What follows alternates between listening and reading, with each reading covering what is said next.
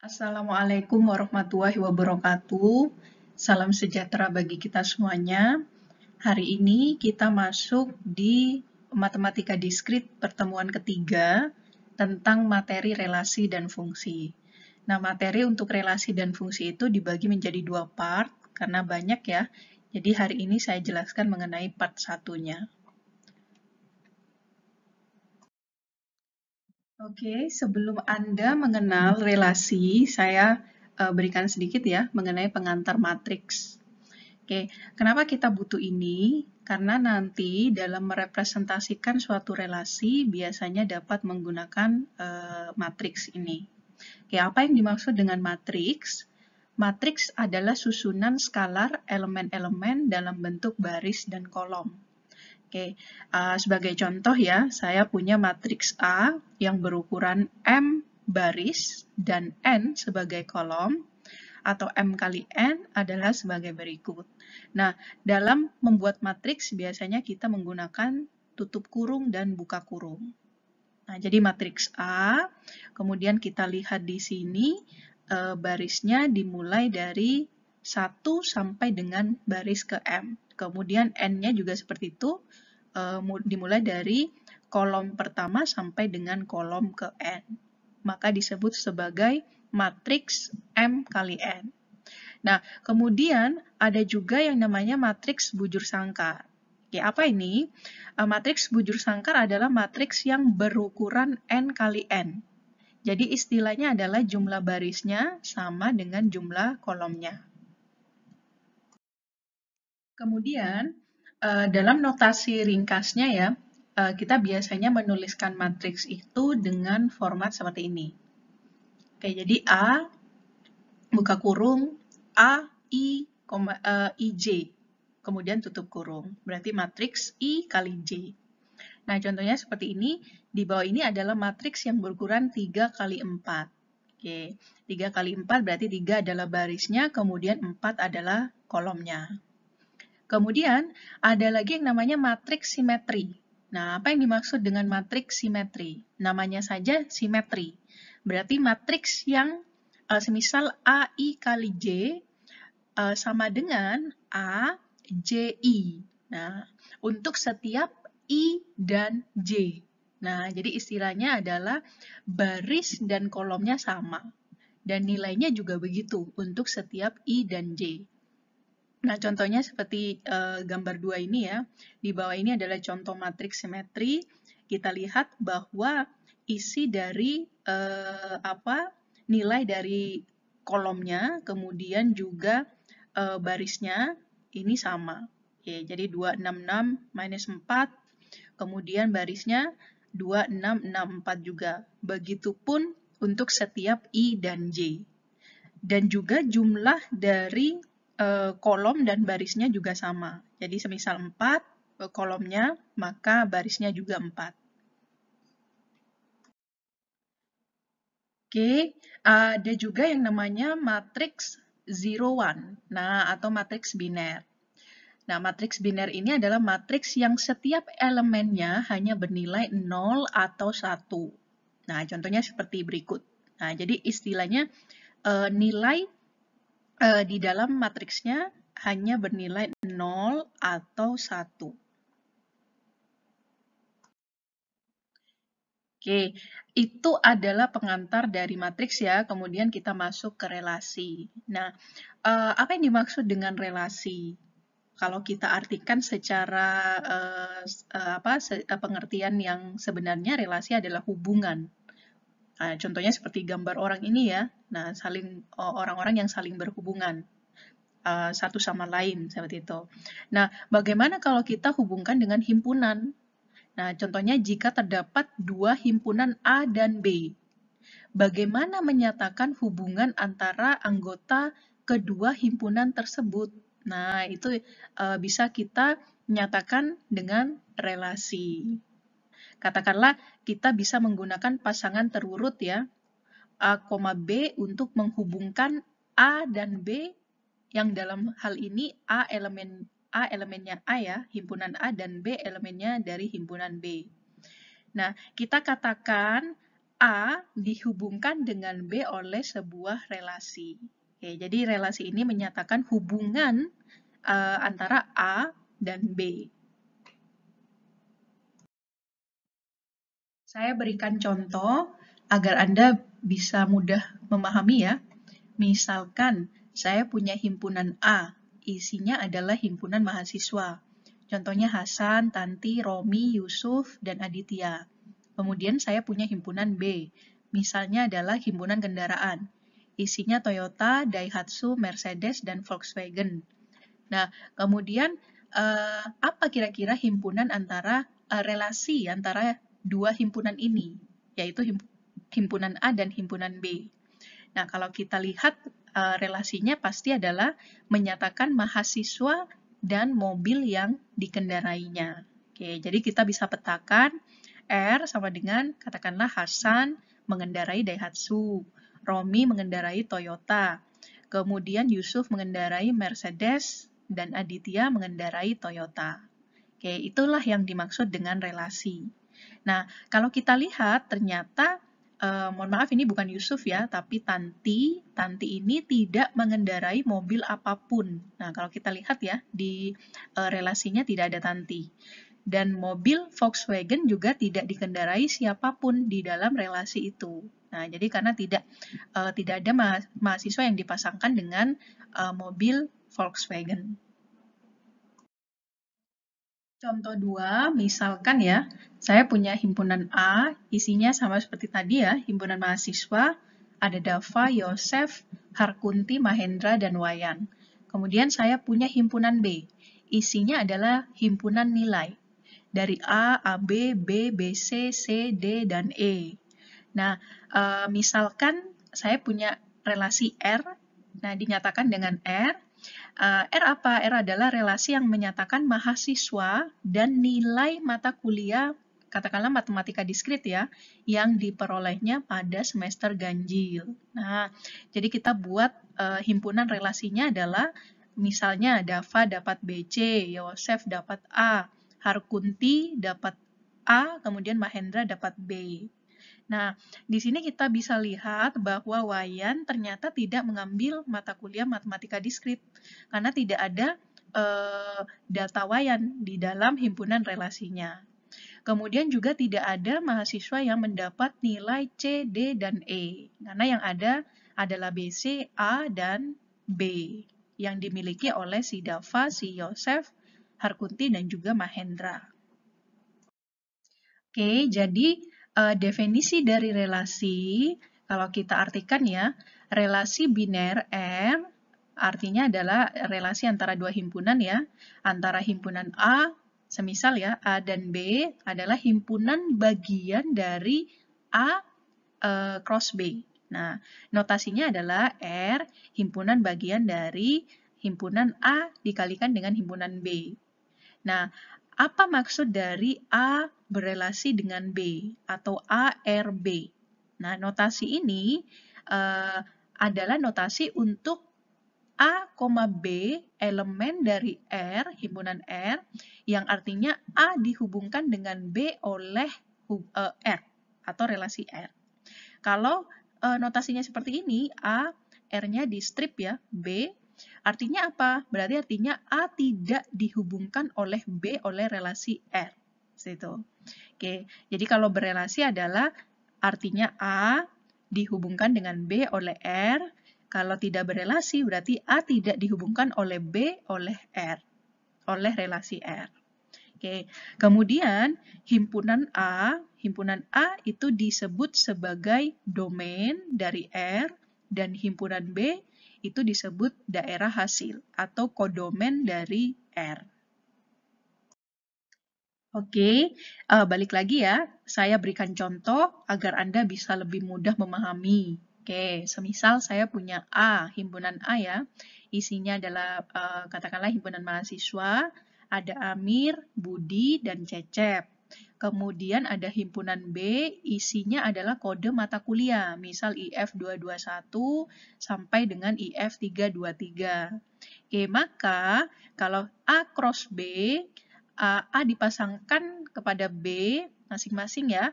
Nah, maka kita bisa cek Amir dipasangkan ke IF221, kemudian Amir dipasangkan ke IF251, Amir dipasangkan ke IF342, kemudian Amir dipasangkan ke IF323. Begitupun juga dengan Budi dan Cecep. Nah, ini dipasangkan semua. Nah, itu yang dimaksud dengan A cross B. Nah, misalkan kita punya himpunan relasi L. Adalah relasi yang menyatakan mata kuliah yang diambil oleh mahasiswa pada semester ganjil. Nah, semisal R isinya adalah Amir ternyata mengambil IF251 dan IF323. Jadi Amir tidak mengambil IF251 dan IF342. Kemudian Budi ternyata mengambil 2 juga, yaitu IF221 dan IF251. Sedangkan Cecep hanya mengambil IF323. Nah, kita bisa lihat, kita dapat dilihat ya bahwa R, himpunan R ini isinya adalah himpunan bagian dari A X B. Jadi Amir IF251 sampai dengan Cecep, IF323 ini semuanya ada di A kali B. Seperti itu. Nah, A ini adalah daerah asal R dan B adalah daerah hasil R. Kemudian Amir, IF251 ini elemennya dari R. Karena ada di sini ya, Amir IF251. Atau Amir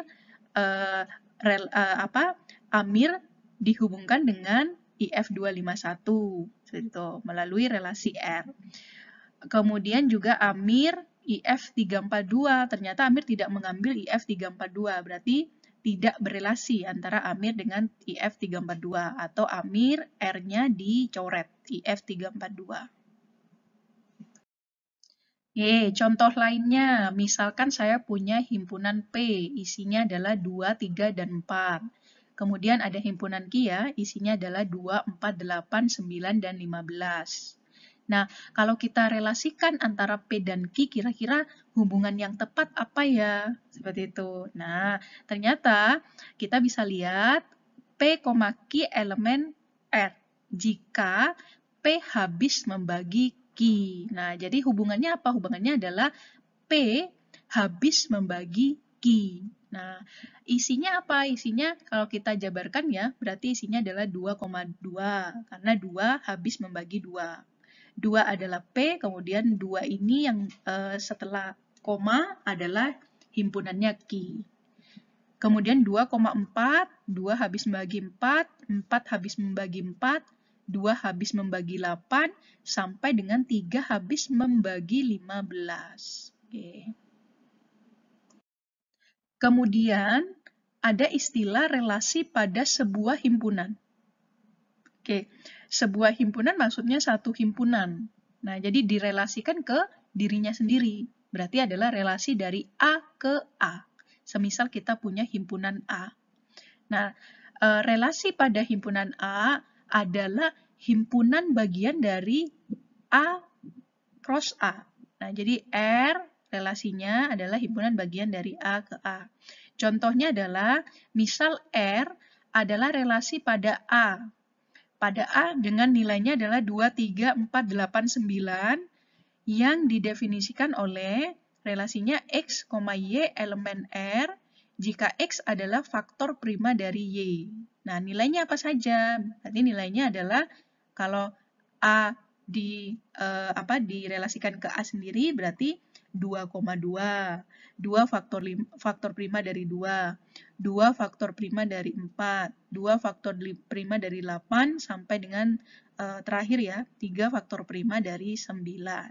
Jadi istilahnya relasinya dihubungkan dengan dirinya sendiri karena satu himpunan.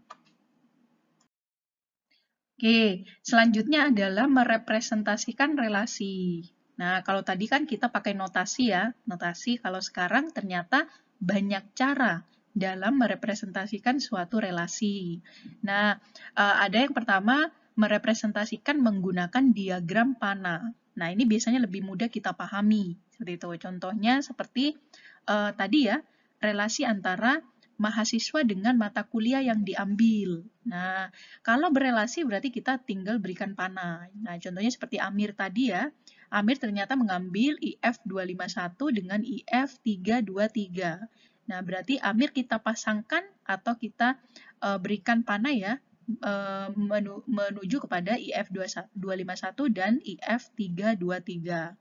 Begitupun dengan Budi dan Cecep, sesuai dengan data yang di awal tadi.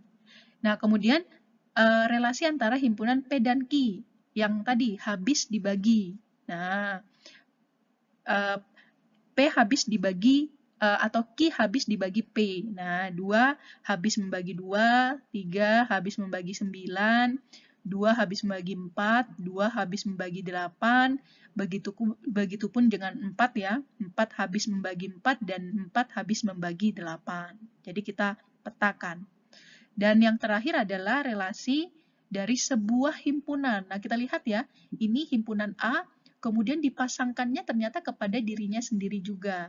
Nah, itu yang dimaksud dengan relasi khusus ya tadi, relasi dari sebuah himpunan atau satu himpunan saja. Kayak ini katakanlah faktor prima tadi ya. Nah, 2 faktor prima dari 2, begitupun dengan yang lainnya. Cara kedua merepresentasikan relasi bisa dengan cara menggunakan tabel, bentuk tabel. Nah, kolom pertama dari tabelnya itu menyatakan daerah asalnya atau domain. Sedangkan kolom keduanya menyatakan daerah hasil atau kodomennya. Nah, kalau tadi kan kita pakai bulat ya, diagram tadi, diagram panah. Nah, kalau ini kita pakai tabel. Nah, katakanlah untuk himpunan A, berarti kolom pertama isinya adalah data mahasiswa, kemudian himpunan B adalah mata kuliah. Nah, kita pasangkan masing-masing berdasarkan hubungan tadi. Jadi Amir mengambil IF 251, Amir mengambil IF 323. Begitupun dengan mahasiswa yang lain. Sama seperti tabel 2 dan tabel 3 ini ya. Nah, sama seperti tadi, cuma bentuknya ini dibuat menggunakan tabel. Oke, jadi himpunan P, ada himpunan Q, kemudian datanya dipasangkan menggunakan tabel ini. Kemudian, yang ketiga, selain tadi menggunakan diagram panah dan tabel, ini juga bisa kita merepresentasikan relasi menggunakan matriks. Nah, yang kita pelajari di slide pertama tadi ya, kayak misalkan R ini adalah relasi dari A dengan anggotanya adalah A1, A2 sampai A ke M, dan B himpunannya isinya adalah B1 sampai dengan B ke N. Oke, bagaimana caranya kita merepresentasikan relasinya menggunakan matriks? Nah, berarti kita buat matriks. Nah, disajikan dengan matriks I, J. Nah, jadi barisnya adalah anggota himpunan A, kemudian kolomnya adalah anggotanya dari himpunan B.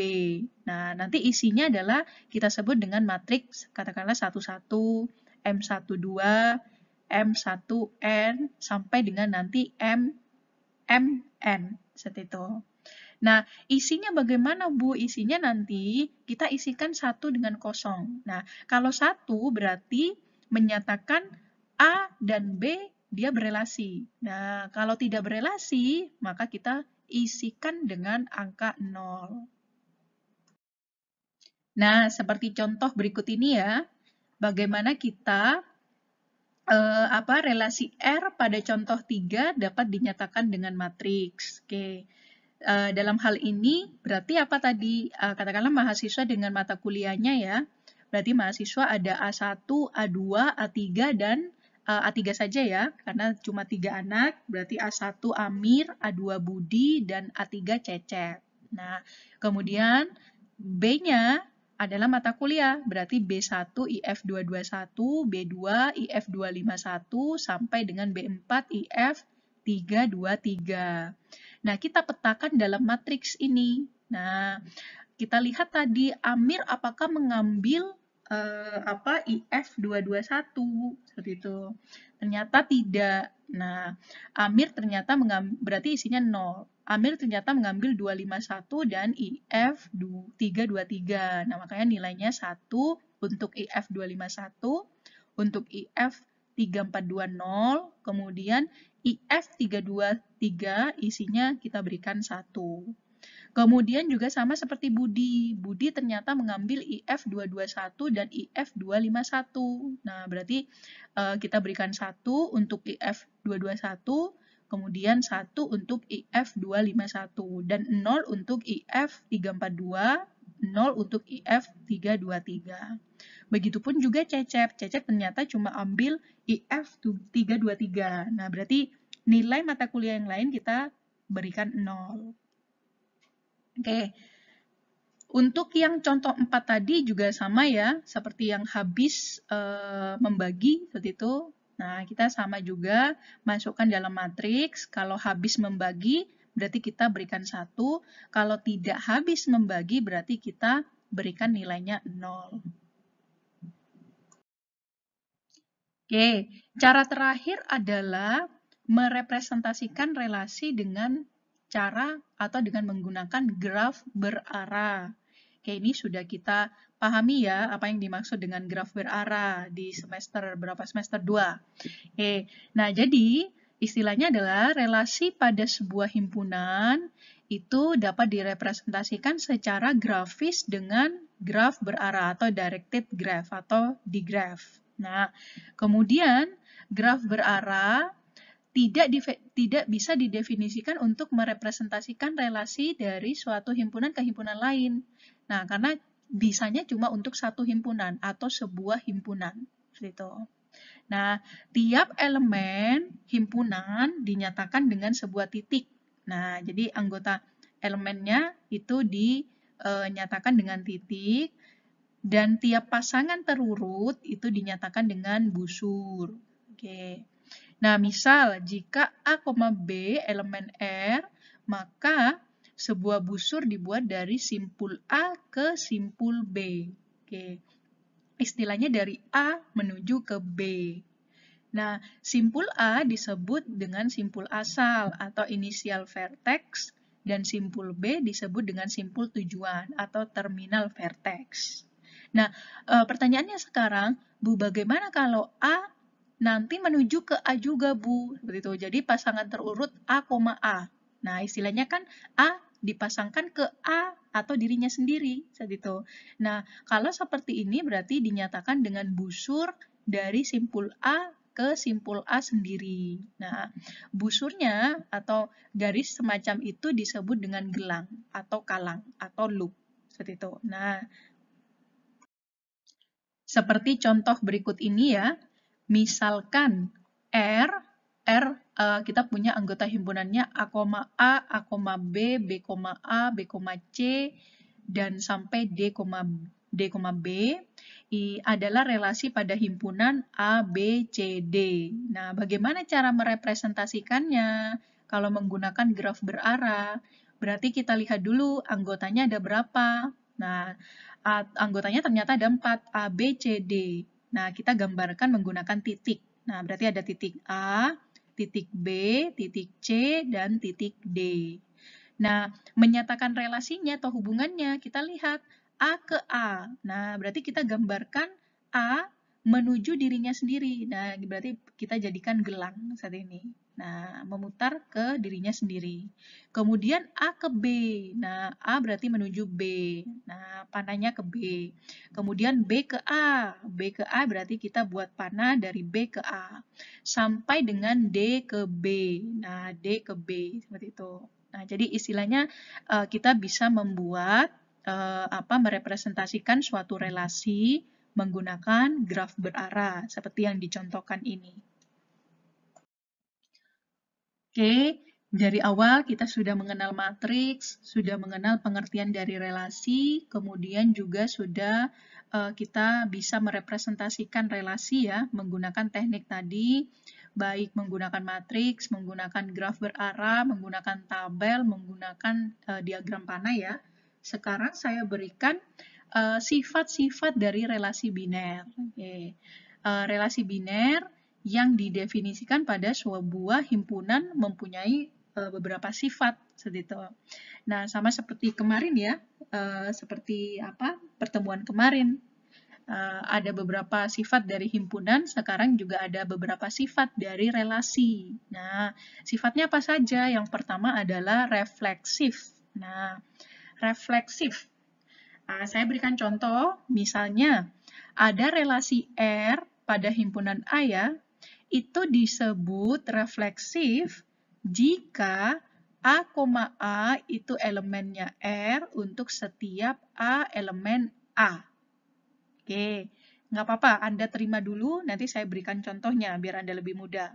Nah, kemudian relasi R pada himpunan A tidak refleksif jika A elemen A sedemikian sehingga A, A bukan elemennya R. Seperti itu. Oke, kita lihat ya contohnya biar Anda lebih mudah memahami. Oke, misalnya saya punya himpunan A, isinya adalah 1, 2, 3, 4. Dan relasi R di bawah ini didefinisikan pada himpunan A. Oke, contohnya relasi R ya. Relasi untuk himpunan A. Seperti itu, ternyata ada nilainya 11, 13, 21, 22, 33, 42, 43, dan 44. Oke. Relasi R ini bisa kita katakan refleksif.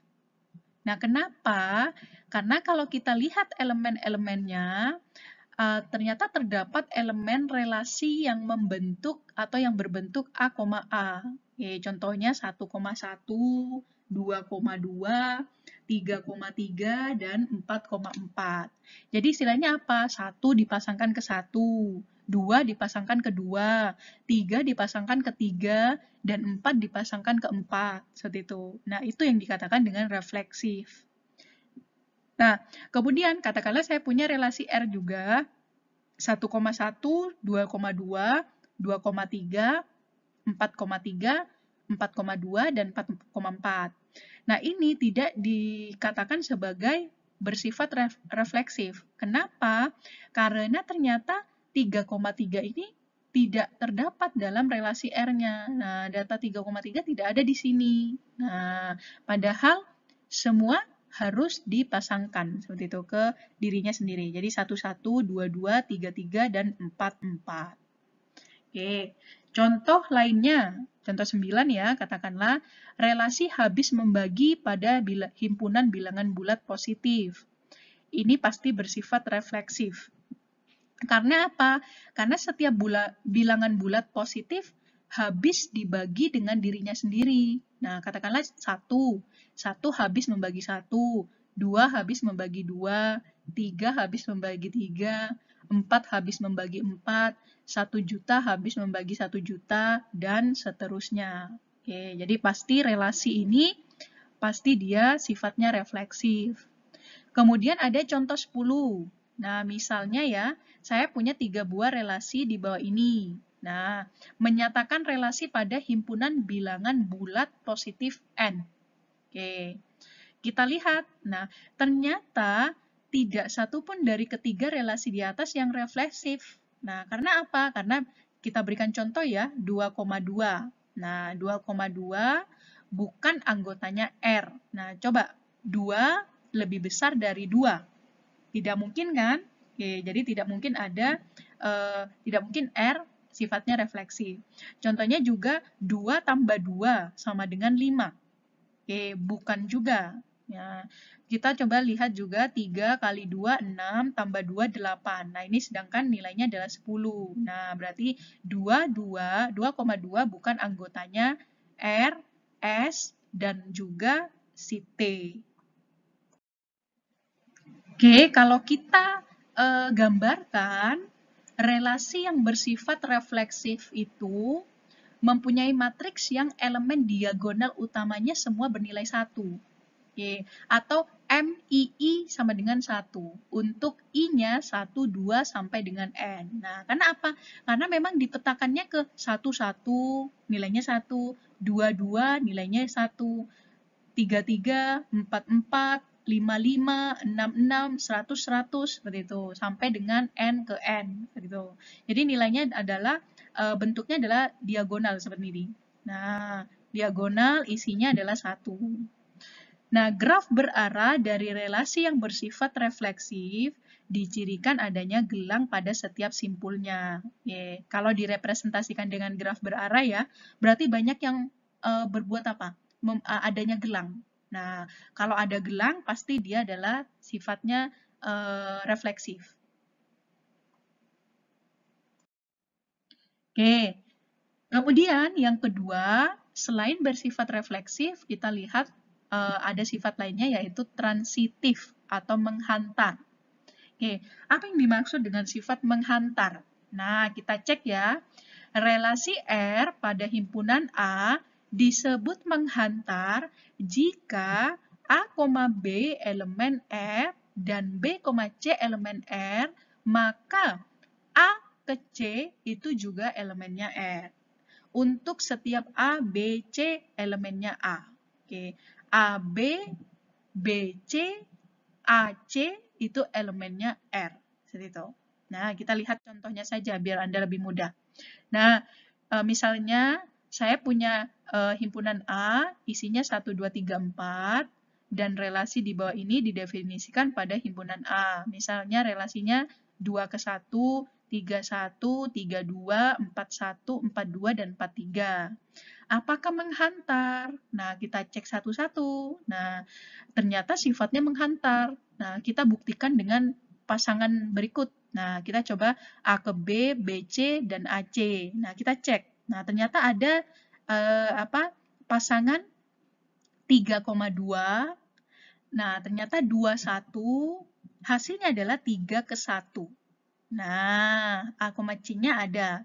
Jadi ada 3,2, ada 2,1, dan ada 3,1. Oke, menghantar. Kemudian kita cek lagi, ternyata ada 4,2, 2,1, hasilnya adalah 4,1. Nah, ada 42, kemudian ada 2,1, dan ada 4,1. Kemudian juga 4,3, 3,1, dan 4,1. 4,3, 3,2, dan 4,2. Nah, semuanya ada di sini. Nah, makanya disebut sebagai sifatnya menghantar. Oke, kita coba contoh kedua ya. R 1,1, 2,3, 2,4, 4,2. Ini dikatakan tidak menghantar. Kenapa? Karena kita lihat ya, 2,4 dan 4,2 elemennya R. Nah, tetapi 2,2 bukan elemennya R. Nah, kita lihat ya, 2,4 ada, 4,2 ada. Hasilnya kan seharusnya adalah A ke C kan, berarti 2,2. Nah, 2,2-nya ternyata tidak ada di sini, adanya 2,3. Nah, berarti tidak menghantar. Begitu juga dengan 4,2 dan 2,3. Hasilnya adalah 4,3. Nah, 4,3 ternyata tidak ada di relasinya, adanya adalah 4,2. Nah, makanya dikatakan himpunan relasi ini tidak menghantar. Oke. Nah, sifat selanjutnya adalah setangkup dan tolak setangkup. Nah, apa yang dimaksud dengan setangkup? Setangkup itu adalah simetri, bersifat simetri atau simetris ya. Dan tolak setangkup itu adalah antisimetri. Oke, kita lihat sekarang ciri-cirinya seperti ini. Mungkin Anda agak bingung ya kalau melihat ini, nanti saya berikan contohnya, tidak apa-apa. Oke, saya jelaskan dulu apa yang dimaksud dengan setangkup. Nah, relasi R pada himpunan A itu disebut dengan setangkup jika A, B itu elemennya R, maka B, A juga elemennya R untuk setiap A, B elemennya A. Jadi istilahnya 2,3 katakanlah ya, 2,3 elemennya R. Kemudian kita balik, 3,2 ternyata juga elemennya R. Nah, itu yang disebut dengan setangkup. Kemudian kalau tidak setangkup bagaimana? Ya kebalikannya, berarti A, B elemennya R, sedangkan kalau kita balik, B, A ternyata dia bukan elemennya R. Katakanlah 2,3 ada di relasinya. Sedangkan kalau kita balik 3,2 ternyata tidak merupakan himpunannya R. Seperti itu. Oke, kemudian itu setangkup. Kalau tolak setangkup bagaimana? Nah, tolak setangkup seperti ini. Relasi R pada himpunan A sedemikian sehingga A, B itu elemennya R dan B, A itu juga elemennya R. Tapi ada syaratnya lagi, hanya jika A-nya sama dengan B. Nah, istilahnya apa? Sama. 1,1, 2,2, 3,3. Nah, itu tolak setangkup. Oke. Bedanya kalau tidak tolak setangkup bagaimana? Nah, jika ada elemen berbeda. Nah, kalau ada elemen berbeda, A dan B, sedemikian sehingga A, B elemen R dan B, A elemennya R juga. Oke, kita lihat contohnya saja biar Anda lebih mudah. Nah, contohnya seperti ini. Misalkan saya punya himpunan A, isinya 1, 2, 3, 4. Dan relasi R di bawah ini didefinisikan pada himpunan A. Maka, kita lihat ya, coba katakanlah ada relasi R. 1,1, 1,2, 2,1, 2,2, 2,4, 4,2, dan 4,4. Oke, sifatnya apa? Nah, ternyata setangkup. Kenapa setangkup? Kita lihat, ternyata alasannya adalah jika A, B elemen R, maka B, A-nya juga elemen R. Nah, contohnya apa? Contohnya di sini adalah 1,2. Nah, ada kebalikannya tidak? Ada ternyata 1,2 ada kebalikannya 2,1. Nah, kemudian 2,4 ternyata ada kebalikannya juga 4,2. Nah, berarti sifatnya adalah setangkup. Yang 1,1, 2,2 sama 4,4 apakah juga? Iya, karena kalau kita balik 1,1, kalau dibalik hasilnya juga 1,1. Begitupun dengan 2,2 dan 4,4.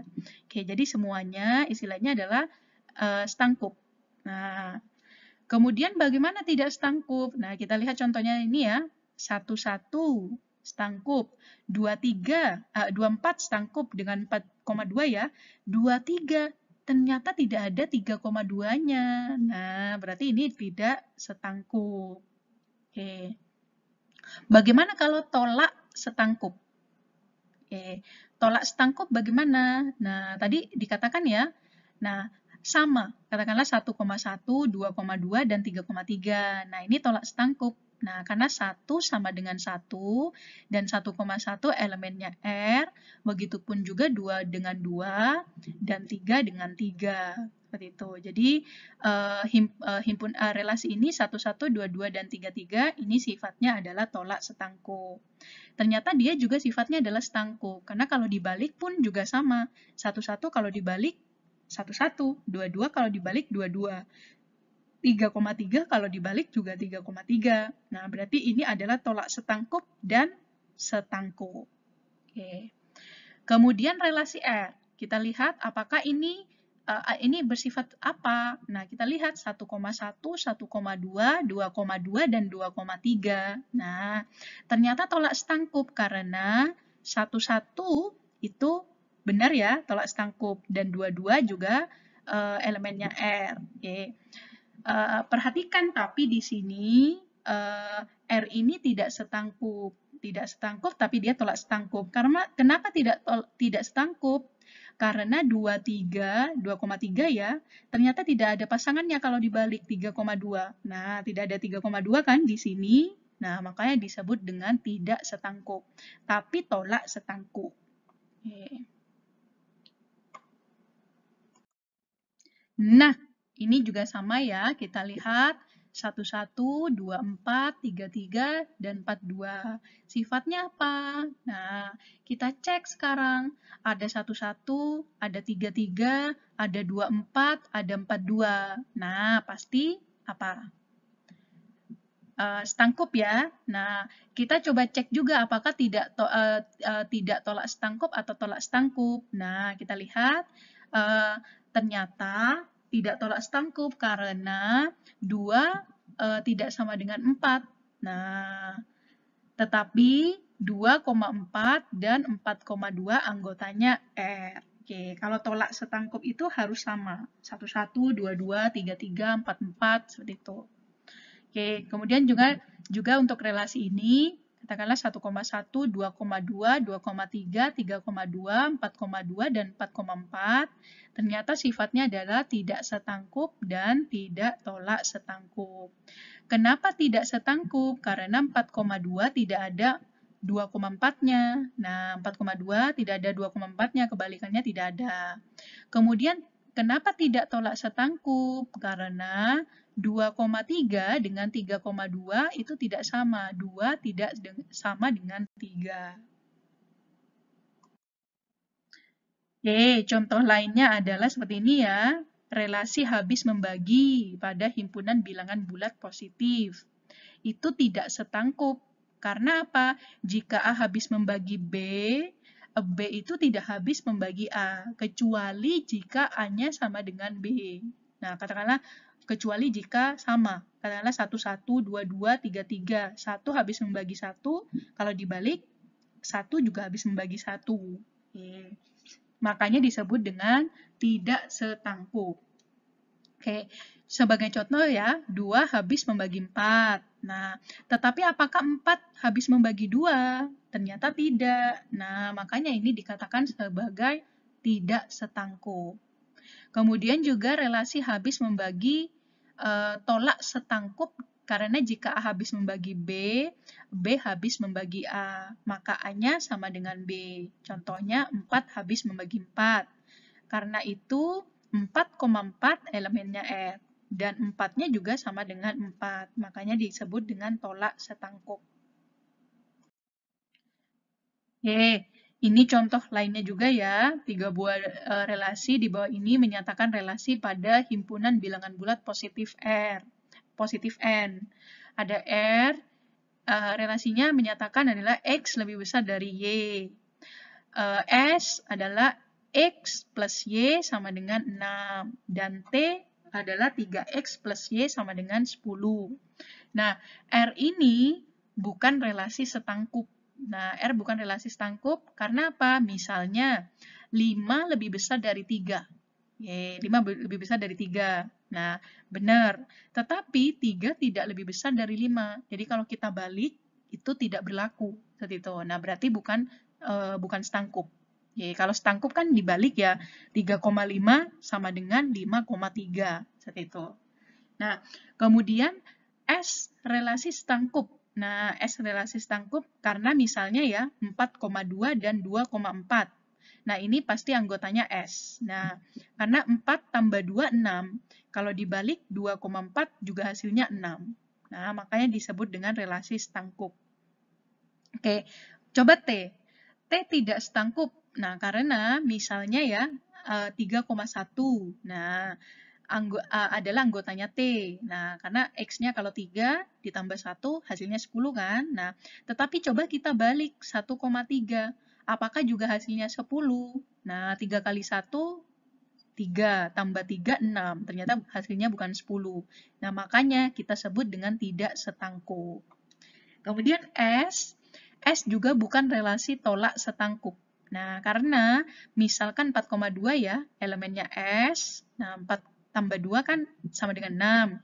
Dan 4,2 elemennya S juga sama, tetapi nilainya beda. 4 tidak sama dengan 2. Nah, makanya kita sebut dengan tolak setangkup.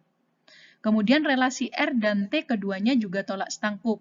Nah, ini coba Anda tunjukkan. Nah, ini coba Anda kerjakan ya. Kenapa disebut dengan tolak setangkup antara relasi R dan relasi T? Coba buktikan. Nah, ini terakhir ya. Terakhir ini selain Anda membuktikan yang tadi, tolong ini dikerjakan juga latihannya ya. Nah, ini ada soal, misalnya A, saya punya himpunan seperti ini, relasinya nilainya seperti ini, nanti dicek apakah refleksif atau tidak, apakah setangkup atau tidak, apakah tolak setangkup atau tidak, atau menghantar atau tidak. Begitupun dengan yang nomor 2, misalkan A-nya himpunan mahasiswa dan relasinya ternyata adalah pada A sedemikian sehingga A, B elemennya R jika A satu angkatan dengan B. Gitu. Jika A satu angkatan dengan B, kita tentukan apakah nanti R ini refleksif atau tidak, setangkup atau tidak, tolak setangkup atau tidak, atau menghantar atau tidak. Jadi itu. Jadi dicek atau dibuktikan. Oke. Ya, itulah materi untuk relasi dan fungsi ya. Relasi saja sebenarnya, fungsinya kita bahas di minggu depan, di part kedua. Oke, saya ucapkan terima kasih dan sampai jumpa di pertemuan selanjutnya ya. Saya mohon maaf karena hari ini saya berikan materinya dalam bentuk video presentasi. Oke, saya harapkan semua bisa bisa mendengarkan, bisa memahami materi yang saya berikan, dan semoga juga bermanfaat bagi kalian semua.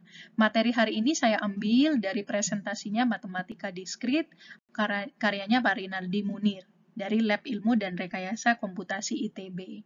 Oke, itu saja dari saya, kurang lebihnya saya mohon maaf dan terima kasih.